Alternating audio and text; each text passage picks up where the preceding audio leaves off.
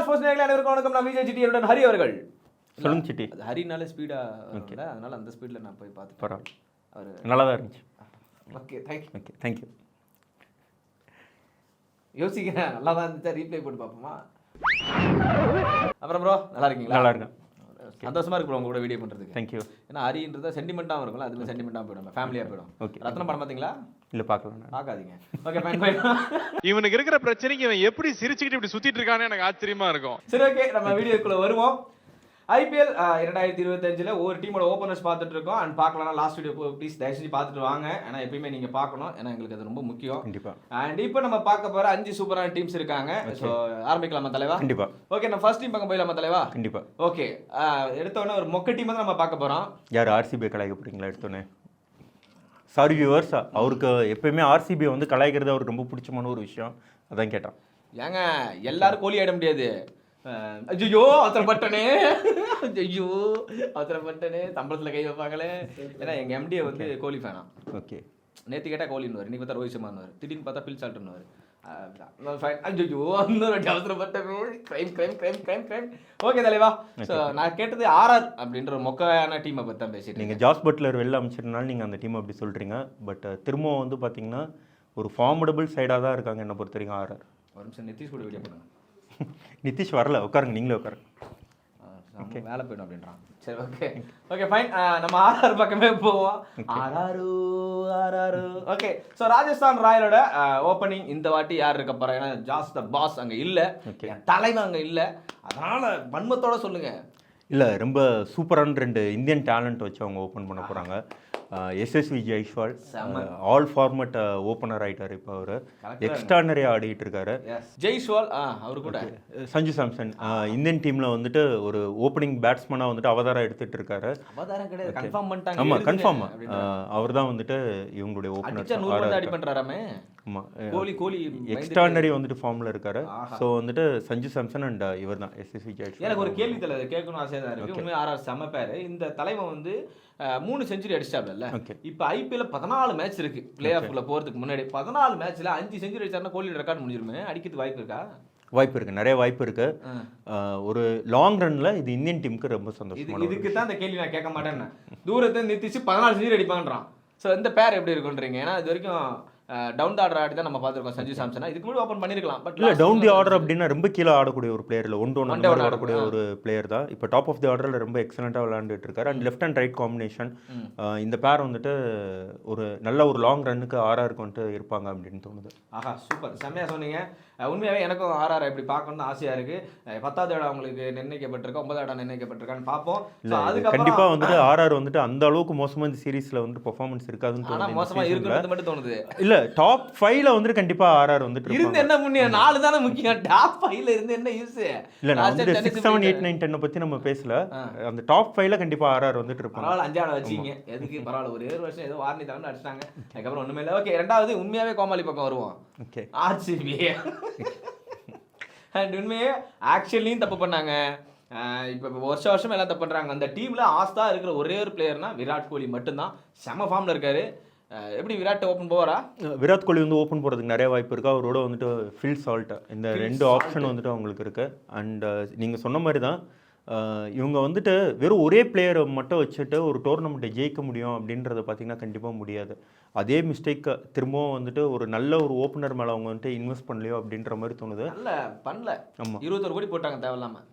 Virat Kohli and then Phil Salt, இவங்க 2 பேர் தான் வந்துட்டு அவங்களுக்கு இப்போ இருக்கிறதுக்கே ஆப்ஷன். ஃபில் சால்ட் இல்லைனா வேற யார் ஆப்ஷன்? ஃபில் சால்ட் இல்லை அப்படின்னா உங்களுக்கு தேவதத் படிக்கல் அவரோட ஆப்ஷன்ல தான் எடுத்துருக்காங்க. நீங்கள் படிக்கல் ஆப்ஷன்றீங்க. இல்லை, பட் நீங்கள் இல்லை அன்சோல்டு ஃபர்ஸ்ட்டு இல்லை, இனிஷியலாக வந்துட்டு அன்சோல்டு. பட் இவருக்கு ஆல்ரெடி வந்துட்டு ஆர்சிபிக்கு வந்துட்டு அவர் ஒரு நல்ல பிளேயராக இருந்திருக்காரு. அண்ட் தென் வந்து பார்த்தீங்கன்னா டாப் ஆஃப் தி ஆர்டரில் நல்லா ஆடக்கூடிய ஒரு பிளேயர் தான் இந்தியன் கண்டிஷனில். ஸோ வந்துட்டு படிக்கல் வந்துட்டு ஒரு ஆப்ஷனாக அவங்களுக்கு இருப்பாங்க. ஓகே, அப்போ ஆக மொத்தத்தில் 14 மேட்ச்சில் 7 மேட்ச்சில் சின்னசாமி ஸ்டேடியம் நடக்கல. எத்தனை மேட்ச் ஜெயிப்பாங்க அவங்க? போலிங் நல்லா போடணும், பேட்டிங் கண்டிப்பாக ஆடிடுவாங்க. யாரை வச்சு விளையாண்டாங்க, பேரை கெடுக்கிறதுன்னு அந்த டீம் பக்கம் போயிருக்காரு, கெடுக்கிறதுக்கே போயிருக்காரு. மெயினான விஷயம் என்ன அப்படின்னா சின்னசாமி ஸ்டேடியமில் நீங்கள் வந்துட்டு ஒரு நல்ல போலர்ஸ் வந்துட்டு உங்களுக்கு தேவை. அதுதான் வந்துட்டு அவங்க பண்ணுற மிஸ்டேக்கை. இந்த வாட்டியும் அவங்களுடைய போலிங் அந்த அளவுக்கு சொல்லுங்க தலைவர், தெரிஞ்சுக்கிறேன் நான். ஓகே, ஸ்டெயின் ஆடிருக்காரு, அவர் நல்ல பவுலர் இல்லையா? ஸ்டார்க் ஆடி இருக்காரு, அவர் நல்ல பவுலர் இல்லையா?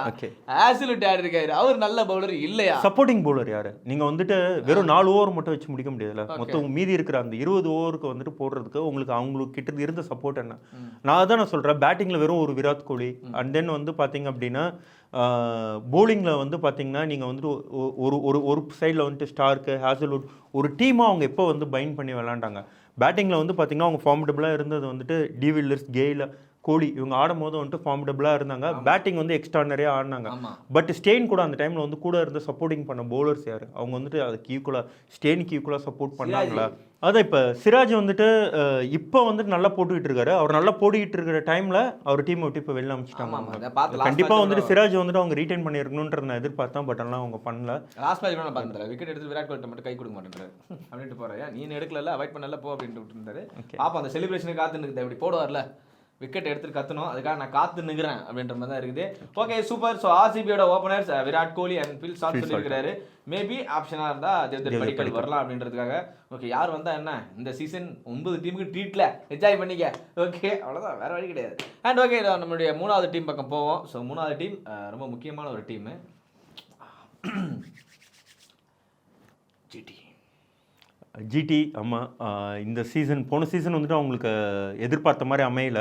இந்த சீசன் வந்துட்டு சுப்மன் கில் அவங்களுக்கு ஓப்பன் பண்ணுவார். அவரோட சேர்ந்து வந்து Jos Buttler. Okay, Jos Buttler தான் சொன்னீங்க. ஆமாம், அவர் தான் சொன்னார். ஓகே, இவங்க 2 பேரும் அவங்களுடைய ஓப்பனர்ஸாக இருப்பாங்க.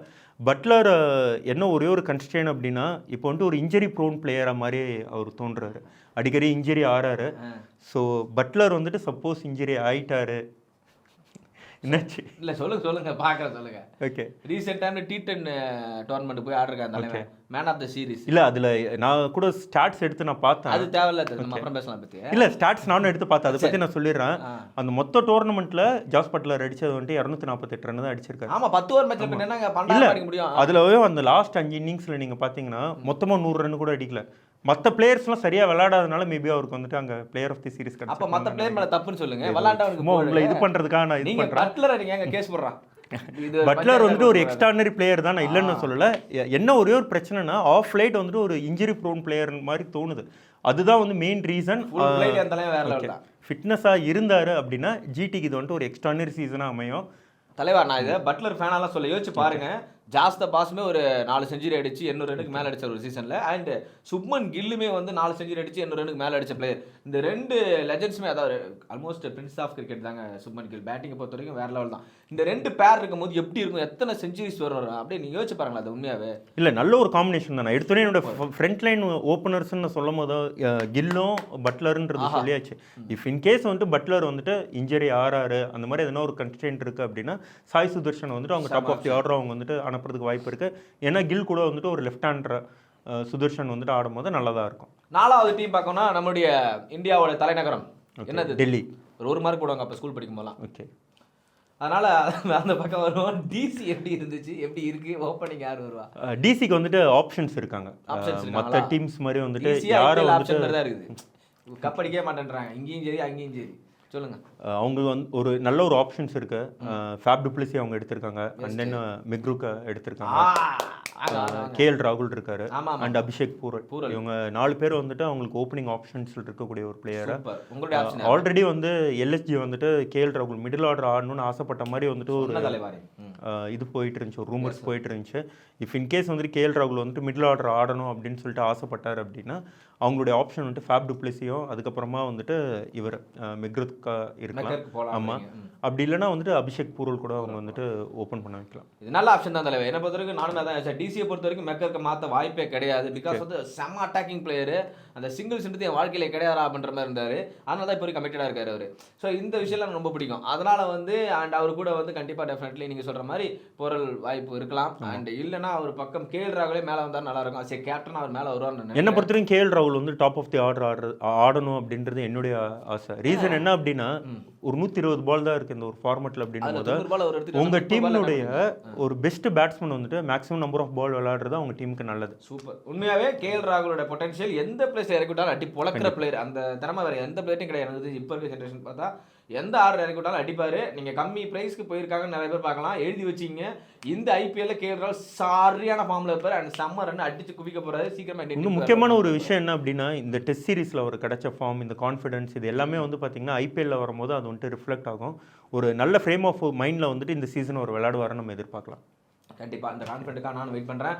ஓகே, ஸோ உங்களுடைய பேரன்றதை வழக்கம் பண்ணி கமெண்ட் பாக்ஸில் போடுங்க. ஸோ லாஸ்ட்டு நம்மளுடைய ஆஸ்தான டீம் பக்கம் போகலாம். எப்படி ஐபிஎல்ல வந்து ஒரு முக்கியமான டீம் சென்னை சூப்பர் கிங் வைக்கிறாங்களோ, சென்னை சூப்பர் கிங் அப்படின்னாலே இவங்களும் ஆப்போனண்ட்டாக இருந்தால் மேட்ச் சும்மா செம்மையாக இருக்குன்னு எதிர்பார்க்குது. கிட்டத்தட்ட எல் கிளாசிக்கோன்னு சொல்லுவோம் நம்ம. மும்பை இந்தியன்ஸ் பஞ்ச பாண்டவர்கள் எடுங்கன்னா கிட்டத்தட்ட கௌரவர்கள் எடுத்து வச்சிருக்க மாதிரி இருக்காங்க. 100 பேர் யாரா நீங்கள் அப்படின்ற மாதிரி இருந்துச்சு எனக்கு. அண்ட் உண்மையே அந்த டீமை பற்றி சொல்லுங்கள், யார் ஓப்பன் பண்ண போகிறா பிரதர்? ஏன்னா ஒரு பக்கம் வந்து ரோஹித் சர்மா எடுத்திருக்காங்க, இன்னொரு பக்கம் வில் ஜாக்ஸ் இருக்கிறாரு.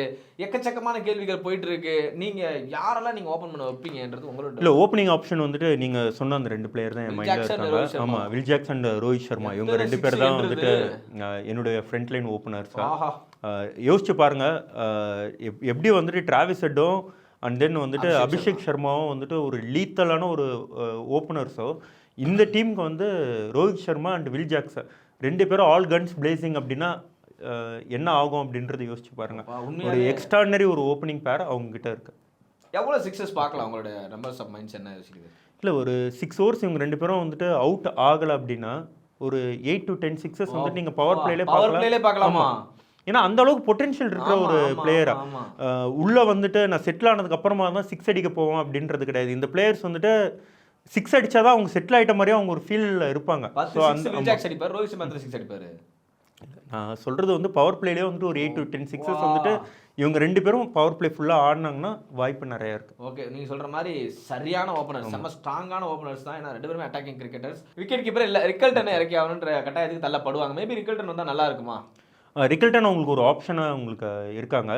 என்னை பொறுத்துக்கும் அவங்களுடைய கீப்பிங் வந்துட்டு அந்த ராபின் மின்ஸ் இருக்காரு பார்த்தீங்களா, அவர் தான் வந்துட்டு எனக்கு கீப்பிங் பண்ணுவாருன்றது தோணுது. சூப்பர். ஸோ இஃப் இன்கேஸ் அவங்க வந்துட்டு டாப் ஆஃப் தி ஆர்டரில் வந்துட்டு ரிங்கல்டனை யூஸ் பண்ணுவாங்க அப்படின்ற மாதிரி இருந்துச்சு அப்படின்னா, வில் ஜாக்ஸ் தான் அவங்க வந்துட்டு திரும்ப அவங்க கீழே இறக்கிடுவாங்க. ராபின் மென்ஸை வந்து கீழே இறக்கி டவுன் பண்ணிடுவாங்க.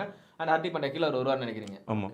ஹார்திக் பாண்டியா எத்தனாவது வர போறான்னு தெரியல, அவர் கடுப்புல இருக்காங்க. என்னடா டீம் எப்படி எடுத்து வச்சிருக்கீங்க, ஃபர்ஸ்ட் ஓவர் என்னால போட முடியல, பேட்டிங் டாப் ஆஃப் தி ஆர்டர்ல வர முடியல, வேணா நான் ஜிடி பக்கமே போறேன் அப்படின்ற மைண்ட் செட்ல இருக்காரு. ஓகே, என்னத்த பண்ண அப்படின்றதா இருக்கு. அண்ட் ஹார்திக் பாண்டியாவுக்கு லாஸ்ட் இயர் வந்து ரொம்ப மோசமான சீசனாக இருந்துச்சு, சவாலான சீசனாக இருந்துச்சு. இந்த வருஷம் எல்லாருமே எல்லாம் ஒன்று சேர்ந்துட்டாங்க. இப்போ இந்த ஃபேமிலி மும்பை இந்தியன்ஸ் இந்த வருஷம் எனக்கு தெரிஞ்சு மும்பை இந்தியன்ஸ் வந்துட்டு ஒரு பைண்டான ஒரு இதில் இருப்பாங்க அப்படின்ற மாதிரி தோணுது. இன்னொரு முக்கியமான ஒரு விஷயம் என்ன அப்படின்னா, அவங்களுடைய சப்போர்ட்டர்ஸ் மும்பை, ஆர்சிபி, சிஎஸ்கேக்கெலாம் இருக்கிற ஒரு மிகப்பெரிய ப்ளஸ்ஸே என்னென்னா, அவங்க எங்கே விளாண்டாலும் அது அவங்களோட ஹோம் கிரவுண்ட் மாதிரி அவங்களுடைய சப்போர்ட்டர்ஸ் அவங்களுக்கு இருப்பாங்க.